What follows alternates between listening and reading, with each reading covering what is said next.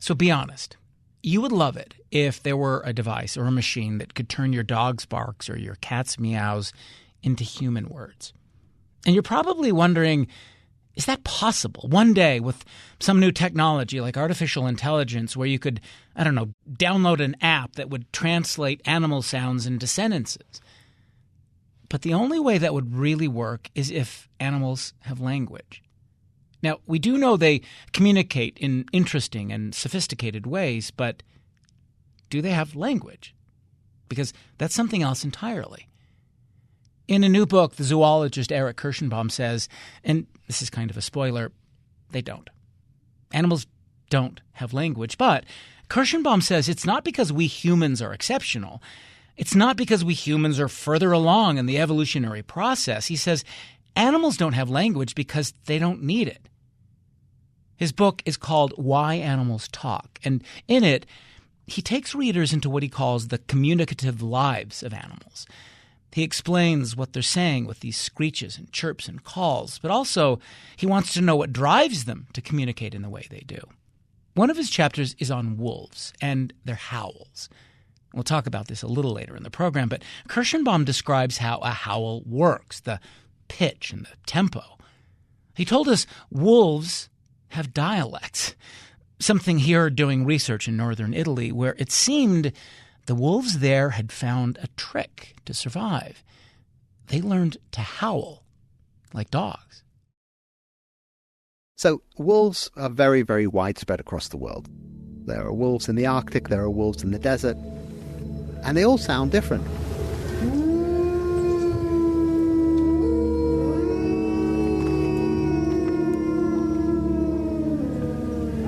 We don't really know where that comes from. It's probably largely learned.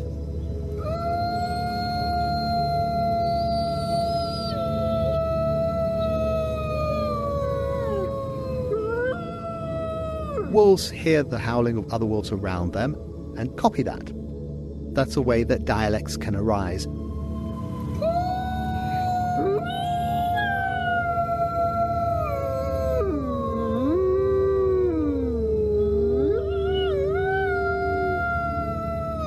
So Italy is really interesting. Northern Italy is really interesting. There are a lot of wolves and there are a lot of farms, and there's quite a lot of conflict as well between the farmers and the wolves. And it's not a very large area. So the wolves tend to live in between the farms.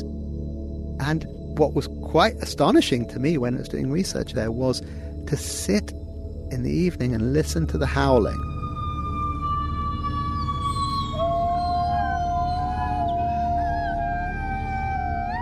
And hearing the sheepdog howling, the farmers there have a lot of sheepdogs, and listening to the wolves howling, and they're very, very similar.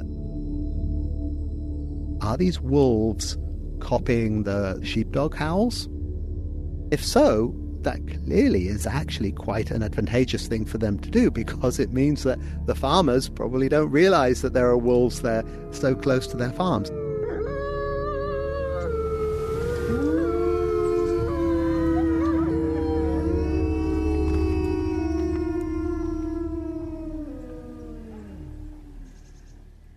We don't know for sure that that's actually what's happening, but it wouldn't surprise me at all, because that's a very clear advantage to be able to copy the sounds that are around them and avoid attracting attention that way. I don't think that anyone would doubt me when I say that this work is really exciting and fun. I mean, there's wonder in understanding why the world is the way it is. Why are there so many different kinds of wolf howls around the world? You know, why are there wolves and jackals and coyotes? Why are there so many different species? Understanding those mechanisms goes well beyond just describing. It helps us to see these creatures for being the product of 4 billion years of evolution that has really arrived at something quite spectacular. So it's really exhilarating. I mean, it is really something very, very special.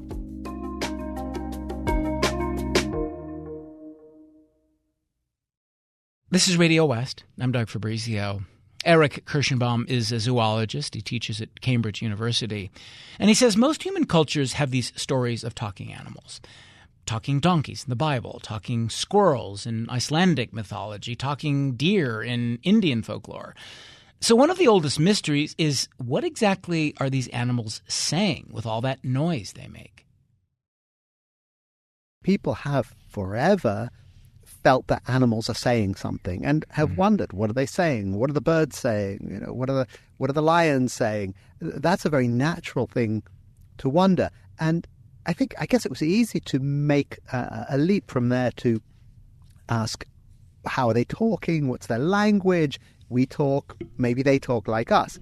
And that persisted for a long time. But then, of course, with the Enlightenment and with the development of new ideologies and new sciences of investigating the world, the whole idea that animals could talk was very much dismissed. And unfortunately, what happened was, together with throwing out the ideas that animals are speaking in their animal language, they also threw out this idea that animals are saying something. There's a difference here. There's a difference between saying something and speaking in a language. Animals are saying things. And it is right to ask, what are they saying? What does that bird song mean? What does that wolf howl mean? Those are legitimate questions that don't depend on whether or not animals have actually a language like us. I think the idea of meaning seems like an important theme in the book that you come back to, quite a lot. You mentioned how scientists have mostly been unwilling to address the questions like, what do these animal noises actually mean? Say something about that, the idea of meaning. Meaning is not an easy thing to define in the context of animal communication. We don't really know what meaning means. And the reason is that we are creatures that are very, very much shaped by our language ability. Every human baby that is born has the ability to learn any language in the world. It's really part of our brains. It's part of the way we work, and it's part of the way we think. And it's actually almost impossible for us humans to imagine what communication might be like without language. So if we're going on the basis that other animal species don't have language, and even if you think that some of them do, then certainly there are some of them that don't, their concept of meaning must be very, very different from ours. Very different. It's just not the same concept of what a meaning is. And the way I sort of illustrate that is, I think animal signals, animal communication is usually much more fuzzy than what we think of as meaning. So you can convey emotion, you can convey general ideas. Sometimes you can convey more specific ideas, maybe the kind of predator that you see. Is it a snake? Is it an eagle? But in general, it's not a sort of one-to-one connection between a particular signal and a particular meaning, which is what we're familiar with in our language. One of the things you get at in your research is what they're saying, or what seems to be being communicated here. But you say you're more interested in why they say it, how the message is packaged, how the message is transmitted. Say a little bit more about that, because it seems like a lot of us are, when we see the title of a book that says Why Animals Talk, we're interested in, maybe someone has figured out a way to translate what my dog is barking into actual, human words. So talk a little bit about what you're interested in. And it's because it seems like you're trying to kind of rework that myth, rework that idea. Yeah, and that's the evolutionary biologist in me. So, right. When people ask, when people think about what zoologists do, I don't know what they think. Maybe they think we collect bugs or pin butterflies to boards and count the different kinds of species. But actually, what we're really interested in, more than describing, we're really interested in explaining and giving evolutionary explanations for why something has come about. Why are there two different species of butterflies that look very similar? How did that happen? Well, what's the mechanism going on? Mechanisms are really, really, really important. So when I ask why animals talk, when I say why animals talk is more more interesting than how animals talk. What I mean is, I want to understand the mechanism by which dolphins have really complex communication, whereas perhaps another animal, hyraxes, for instance, don't have particularly complex communication. Why is one type of communication evolved in one group and a different kind in a different group? And it's those mechanisms and those distinctions that are really at the heart of understanding the world around us. Let's talk about wolves. When did you first start studying wolves? What was it about wolves that interested you? Well, I started studying wolves actually when I first came to the United States as a postdoctoral researcher in Tennessee. And I'd been working on dolphins before that. And it turns out that dolphins and wolves are actually very similar in very many ways. So acoustically, they're very similar. The sounds that they make have very similar acoustic properties, even though dolphins obviously much higher pitch, much shorter. But if you slow dolphin sounds down, they're very similar to wolves. So you can actually use a lot of the same tools, the same mathematical tools and algorithms, machine learning algorithms on wolves as you can on dolphins. So it was very easy to move from dolphins to wolves. I was particularly interested, being in Tennessee, in the red wolves. So the red wolves in North Carolina, nearly extinct, very, very extremely rare species. But from then, obviously, there's a really, really interesting, widespread species in the United States, grey wolves, in many places, and ended up doing a lot of work in Yellowstone National Park, which is of course where there are the most wolves. Humans, you say, respond viscerally to wolf howls. You find them calming. Some people are creeped out by them or terrified by them. What is it about hearing a wolf howl that makes us react in certain ways, do you think? One of the things about wolf howls, I think, that is very, very evocative is that these are really long-range signals. Yeah. So you're hearing them from far away. And so they really generate a sense of power, a sense that here is an animal, it could be miles away and you can still hear it. And it's projecting itself all this distance, which is, of course, exactly what the howl is intended for, though the intended recipients are the wolves rather than humans. But this idea that you're in the forest, in the mountains, in the middle of nowhere, and even though these animals are far away from you, they're making their presence known. I think that is a very powerful message. And as you say, it can either be extremely profound, or it can be a bit creepy, I guess. The howl defines the wolf, you say, as much as its fangs does, as much as its fur does. It's this defining characteristic. Let's talk a little bit about kind of the way they work.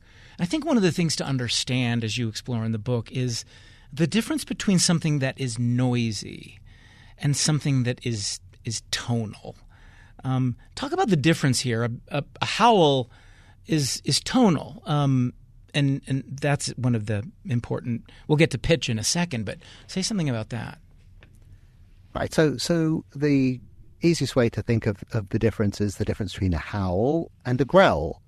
A growl is what we call, from a technical perspective, noisy. But then by noisy, we don't mean loud. Noisy just means that there are lots of different pitches all jumbled up together inside that sound. Whereas a howl is very tonal in that it has a single tone, a single pitch. Now, pitch can vary, but there's only one pitch there. And these two sounds are very, very different. A growl is actually quite a short range signal. You can't hear growling from very far away. Whereas, as I said, you could hear howling from many miles away. So there's a difference in the use that it's put to by the animals. Is it a short range signal? Is it a long range signal? And those noisy sounds are almost always short range signals. How does pitch work? Because this is the sort of the key to the wolf howl, you say. Yeah, so when you think about wolves the classic wolf howl. In the popular imagination, not always in reality, but in the popular imagination, the pitch goes up and down. So you might have a howl that goes something like 4 different pitches there. I think I put in. Right. So it starts low, then the pitch goes high, and then the pitch falls. So that's a very typical way that a wolf howl goes. But at each point in time, there's only one note. There's only one frequency, and it's the fact that there's only one frequency at any one point in time. That's the clue. This is a long range signal, because all of the energy that wolf is using to make a sound is going into that one pitch, and so that's focusing the energy, and that's why it travels so far. You mentioned yodeling across a valley, for example. Is that a good compare? Maybe it's not the human equivalent, although maybe it is. But does it help us understand how a howl works for a wolf? I think it very much does. It's a very good example. You see, when we're talking now, the sounds that we're making in regular human speech are mostly what I described as noisy. They're not very tonal. Our vowels are tonal. So you say e or ah, ooh. Those are quite tonal, but most of the sounds we make are noisy. And what that means is that if you try and listen to someone from a long way away, you might be able to hear them, but you won't be able to understand them. You won't be able to distinguish the different sounds, which is why, if you're the other side of a football stadium, you can't understand what anyone is saying it to you, no matter how loud they shout. If you want to communicate over those long distances, you have to make it tonal, like a wolf howl. And that's what yodeling does. Now, in howling, we presume. In yodeling, we're fairly certain, well, we know, that the information is the way the pitch goes up and down. The different kinds of changes in pitch that you make as you yodel. I can do wolf howls, I'm not going to impersonate yodeling. Okay. But yeah, it's the way that the pitch goes up and down. That's what contains the message. And the message is more about the tone rather than the information, right? Well, we do think that wolf howls contain quite concrete information. Again, we've got to be a little bit careful when we talk about meaning, because I don't think that there's a one-to-one correspondence. So there's not like this howl means elk and this howl means bison. That doesn't happen. I don't believe in that. But we know that wolves howl for a number of reasons. They howl to advertise their territory. They howl to keep in touch with other members of their own pack. So you could expect that a howl that's intended to drive away other wolves will be different from a howl that's intended to inform your pack mates to come together or something like that. And a couple other purposes that they use howls for as well. But you can see that there could be different meanings in the sense of different purposes, and that those howls should sound different. I think my favorite of the reasons they do it is that they just like it. And you mention that sometimes you'll see this in zoos or wolves in captivity. That if a wolf begins to howl next to another one, it's almost like they can't help it. They have to join in. Is that how it works?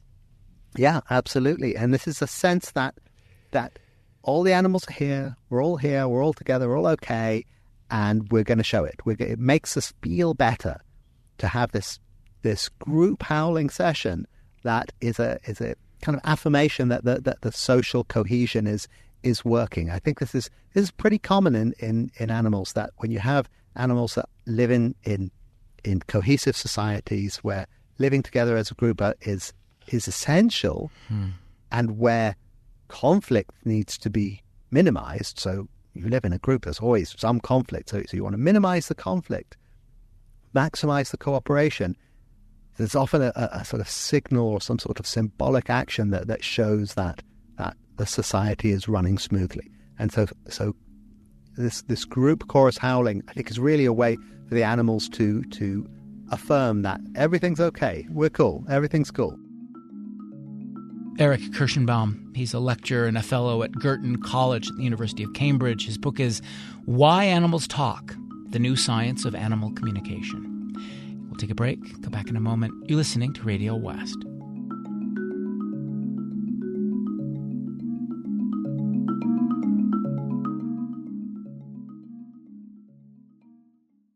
This is Radio West. I'm Doug Fabrizio. Today in the program, we're talking about what animals seem to be saying with all of those screeches and howls and songs. Is this more than just warning sounds and mating calls? Are they, in some sense, talking to each other? In his new book, the zoologist Arik Kershenbaum isn't trying to translate these animal sounds into words. He's interested in how they communicate and what it tells us about who they are. The book is called Why Animals Talk. Let's talk about dolphins. This is another area of study for you. What was it about dolphins that you were trying to understand there? Well, dolphins are very appealing. They're very attractive to scientists because their communication is very complex, and there is a sense, or at least there has been a sense traditionally, that there must be something there. There must be something complicated that they're saying. Now, we don't know exactly what there is, but it's probably not that complex. Probably not quite as complex as people would like to think. But there's no doubt that dolphins are extremely, extremely intelligent. I mean, they're one of the few animals that you can really interact with in a very direct way. So you can, for instance, train them to do experiments, but not in the way that you might train a rat or a chicken. They understand what's going on and often understand what's wanted of them. There's clearly a lot of intelligence there. And then how does that manifest in their communication? Yeah. What are they saying to each other? Yeah. What do they need to say to each other? These are big questions, and they're really difficult questions to answer because dolphins really inhabit a world that is very, very, very alien to us. Tell us about the whistle of a dolphin. You say this is kind of the core of dolphin communication. So dolphins make at least 3 different kinds of sounds, probably 4, one of which is a whistle. Yeah. And then they also have their clicks, of course. Most people know about their echolocation clicks. They also make buzzing sounds, and they also sometimes slap the water with their tails and things. So they make a number of different sounds. The whistles are by far the best studied. Scientists have studied these whistles for decades. And that's largely because they're much easier to study, or at least they were when 50 years ago people started looking at these things, or 60, 70 years ago. And with the kind of equipment and analyses that were available, it was too difficult to study the clicks and the buzzes. But still, whistles clearly are a central part of dolphin communication. And that's for a couple of reasons. Again, they're long-range signals like the wolf howls. And that means that the information, if there's any information in them, it has to be in the way the pitch goes up and down. So we've got a huge head start. We know where the information is. The information is in how the pitch goes up and down. And that makes it much easier to compare. So we really have, if we're going to do the analyses, we've got a big head start with looking at how the pitch of those whistles is wobbling up and down. So it's not overstating it to say that... Well, one of the things you mentioned in the book is that these they seem to be giving each other names, dolphins, with these whistles. Now, does that qualify as quote-unquote language? We'll get to that in a minute. But say a little bit more about that part, that it does seem clear that each individual dolphin, as you say in the book, produces a certain kind of whistle, and that seems to represent its own name. Yeah, and I guess you got to ask, why is that surprising? Is it surprising? Yeah. I think it is surprising. I do too, yeah. But why is it surprising? And the reason that is surprising is that there aren't very many animals that we know that have a sense of self. Yeah. it means that these animals have a sense of self-identity. They know that they are one individual and another animal is another individual. Now, there are not very many animals that can do that. Yeah. There are some. It's not one or two. So there are quite a number that can do that, but it's not very many. And this is one of the things that really makes humans different from animals. So the moment that you say animals have names, they're already much, much closer to humans than any other species. So it does have a lot of implications to say that oh, my name is Arik. Well, okay, the fact that I've recognized I have a name means I recognize myself as an individual, and it seems that dolphins can do that. But does this mean that they're using words? Does one whistle mean one word and then a different whistle mean another word, and then can we go in and decode it and then with AI create a conversation with a dolphin using those words? So we know there are some species of animals that use different sounds, specific sounds for specific concepts. That does happen. So I think I mentioned before, you can have an alarm call for a snake that is different from an alarm call for an eagle. They're different sounds, so they have different meanings. Can you call them words? Maybe. Maybe we want to call them words. But that's very different from having a general concept of word, which means that each sound has a particular meaning or each concept has a particular sound associated with it. So what we see with dolphins is that they have their name words. Yes, they do. That doesn't necessarily mean that every sound that they make is a word in the sense of being associated to a particular concept, and it almost certainly isn't. Yeah. We're pretty sure that that's not the case. Now, what's especially interesting about dolphins is that you can train dolphins to associate a dolphin whistle with a particular object. So you can actually train a dolphin to play the sound of a computer-generated dolphin whistle, for instance, and get the dolphin to understand, well, that whistle means ball or something like that.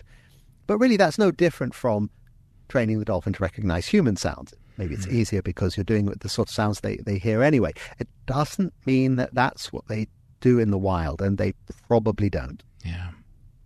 It kind of gets to one of the things you mentioned in this section of the book, and it's this theme that does come up a few times in the book, that this idea, for example, that dolphins are going through the same kind of process that early humans did, that they began with this, our ancestors began with a very simple kind of communication, and over time it got more and more complicated, and it got more and more sophisticated, and our brains got bigger. And so in the same way, dolphins also they're just behind us. They're, as you say in the book, they're on their way to becoming human or some kind of evolutionary end stage. But you say that's not how it works. Right. I say that's not the case. Yeah. They're not on the way to becoming human. Right. Yeah. Because, dolphins, humans, chimpanzees, slugs, flies have all been evolving for the same 4 billion years. There is no one species on this planet that is any more evolved than any other species. They've evolved to suit the environment that they live in. They have evolved to suit a particular way of life. And the particular way of life of dolphins doesn't involve language. It's just not something that they need. So there really is no reason that they would evolve to have a language. Language is not better than no language. It's better for humans, but other things are better for other animals. Wings are better for birds. We've got our niche, we've got our environment, and we've got our social structure that we live in, and language works for us. And that's not to say that language is going to be useful for dolphins, and it almost certainly isn't. There's a section in the book about parrots. You've worked with African gray parrots, the Canary Islands, and I guess this is one thing that people will. Well, I was sort of holding out hope that parrots would be the one, because they sound like they're speaking human words. At least some can.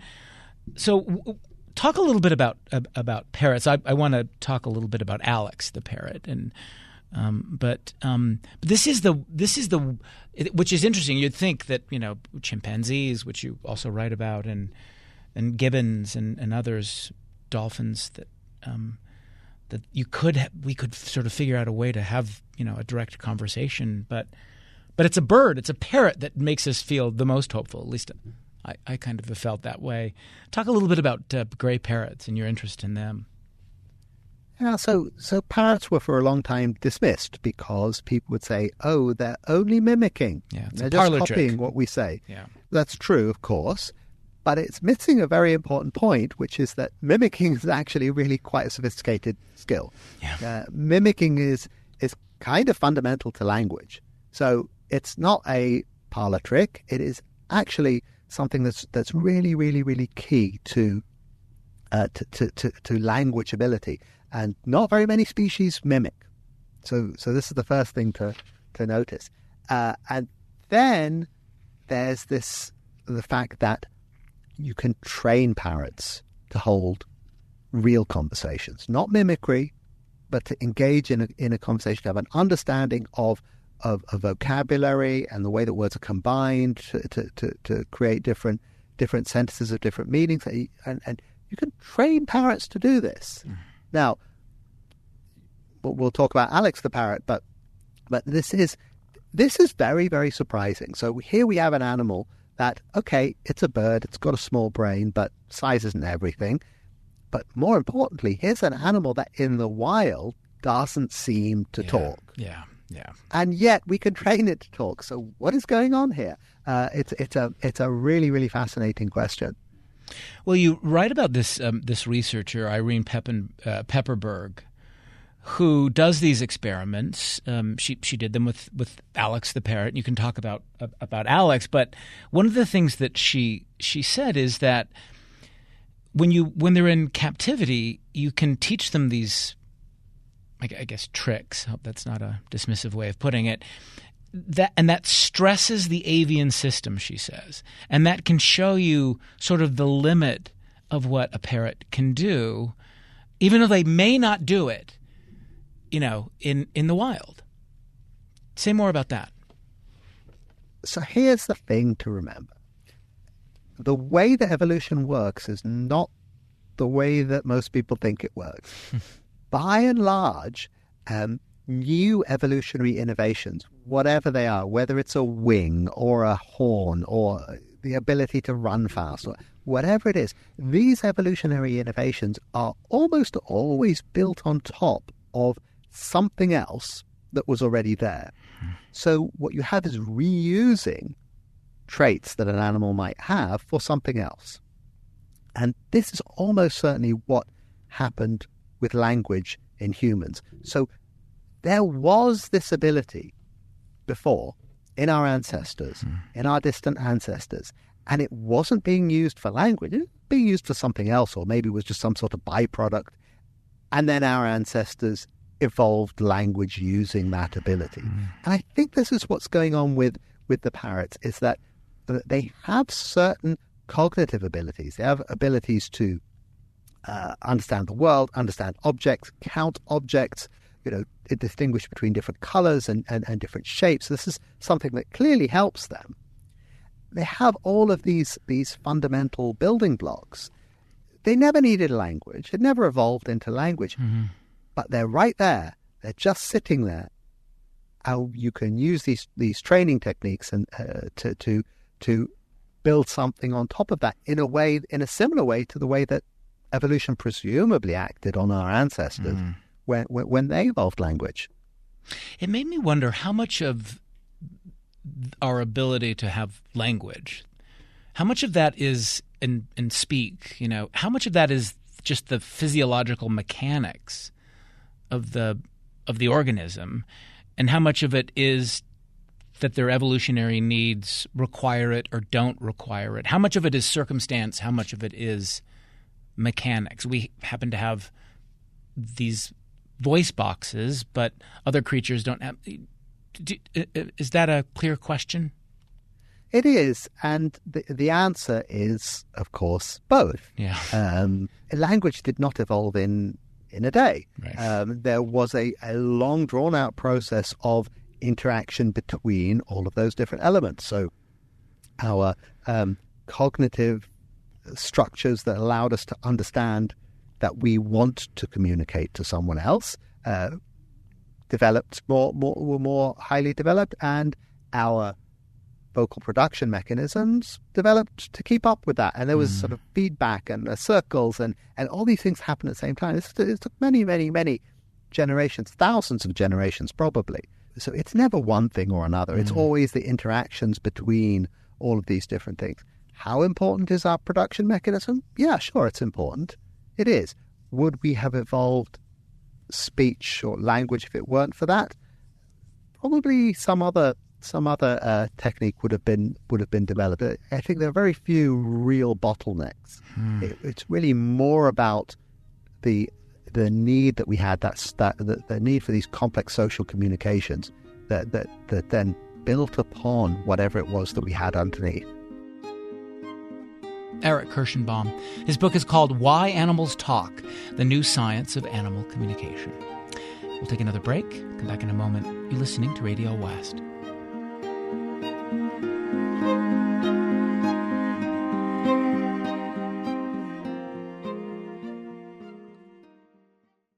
This is Radio West. I'm Doug Fabrizio.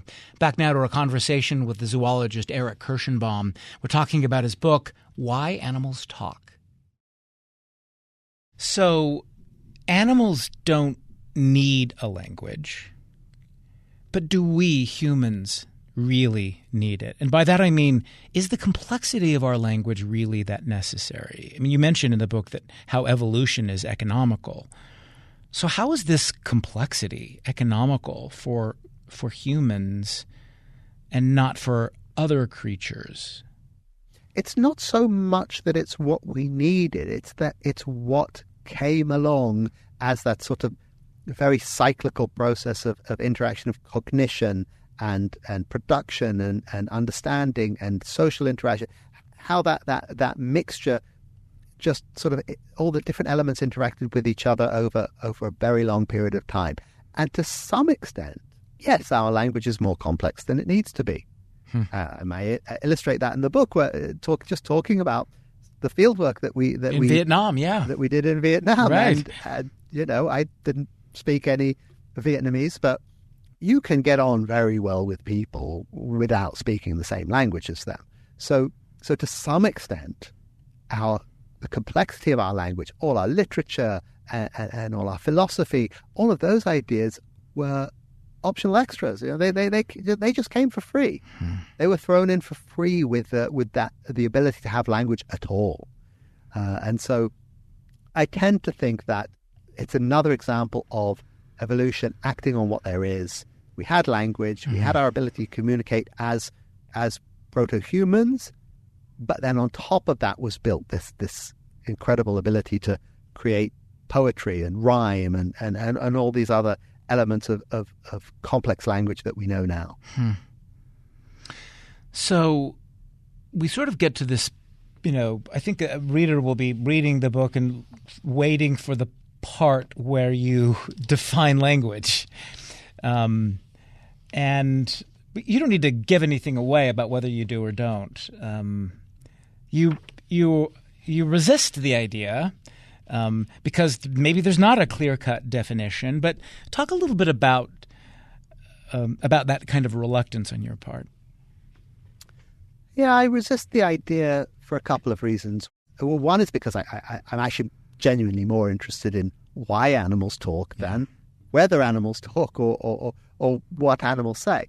But it is a contentious issue, and people get unnecessarily dogmatic about it because they feel that language is something very important, which it is for humans. So this big question, do animals have language? Do animals not have language? Becomes important in some people's minds, whereas in my mind it doesn't seem to have even a particularly good definition and certainly not much importance. But I do relent, and my definition of language is more along the lines of challenging people to think is this good enough definition of language? And my definition of language is a communication system that is not constrained in the number of concepts that it can convey. That would be my definition. And I think it's a good definition because it doesn't say anything about the mechanism. It doesn't say anything about what a language is. It says something about what the language is for.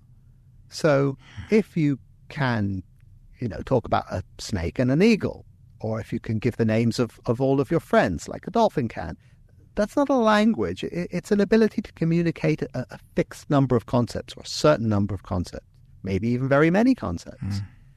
But there seems to be something different about what humans do, and that is that there's no limit to what we can say. And that's something that we really haven't seen in animals.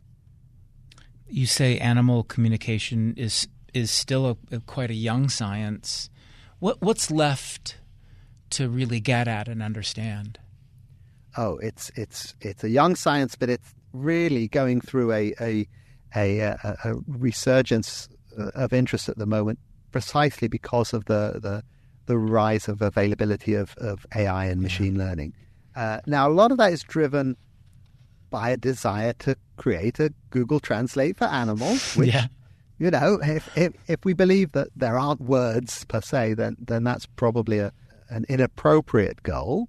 But a lot of the data that we gather, recordings, for instance, we go out in the field and we record loads and loads and loads of animal sounds, and then they have to be analyzed. And it's been a huge obstacle because it's really difficult to analyze animal sounds because we as humans are not geared up to understanding what they mean. I might think that a particular wolf howl sounds different from another wolf howl, but does the wolf think that? I don't know.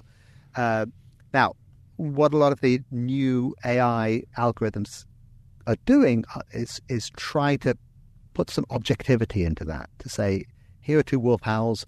Are they the same? Are they not the same? Well, if we listen to 1,000 wolf howls, 10,000 wolf howls, then we can start to draw some conclusions about how many different kinds there are, which ones are similar to which ones, and it's that ability to have this sort of quantitative analysis is really helping a lot.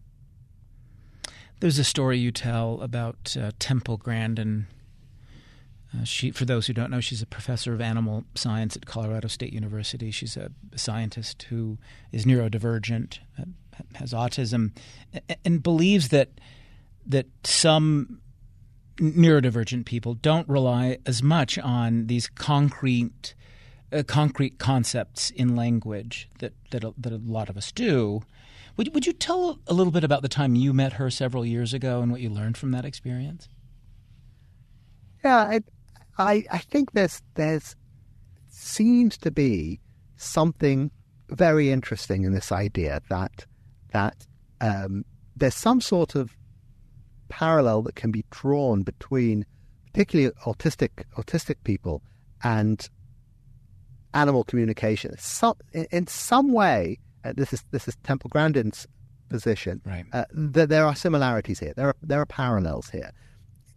Now, they can't be very direct parallels because autistic people have language. It's particularly they're still born with these brain structures that all humans have, which are language competent. This is something that is defining about humans. But still, what I particularly like to talking to her about these things is that this idea, the difference between the concrete and the abstract, that we probably subconsciously think of words, for instance, as being concrete words. If I say pencil, I mean pencil. Now, that's actually not true, because one of the first things that we have to do as children is to understand that when you say dog, you could mean a Great Dane or you could mean a cockapoo. They're both dog. So it's not actually all that concrete. It is really much more abstract than we think. Nonetheless, we think of words as being concrete representations of concepts. Now, animals almost certainly don't. As I said before, I don't think animals have words by and large, and they convey much more abstract ideas with the different sounds that they make. And Temple Grandin feels that there are some parallels there in the way that neurodivergent or autistic people in particular process language. So I think there's some interesting stuff going on there. I'm not quite sure how far down that road we can go, but it's definitely very interesting. So to the question of are we the only creatures on the planet to have language, it turns out the answer, at least so far, is yes. But it seems like you're saying, okay, that may be true, but don't get too cocky, human beings, right? Because they don't need it, not in the way we need it. And you say, the question of whether animals have language, you say was never a good question in the first place, I guess. Yeah, I think it's the question could come from, and often does, of course, come from the place of, are we special? Are we different? Yep. Of course we're different. All animals are different. There are no two species that are not unique. So in that sense, we're already different. We don't need to worry about being not different. And it's okay if our difference is that we have language in a way that, I don't know, the bat sonar is also special, is also unique. So we can do that. We can go there. I think that the flip side of that, which I mentioned at the beginning, is that we also want to talk to the animals. Yeah. So we very much would like animals to have a language like ours so that we could communicate with them. Now, anyone who has a pet, of course, communicates with them. Yep. Sometimes communicates really in quite a rich and deep way. You can convey a lot of information to your dog or to your cat and understand a lot of the things that they are saying to you.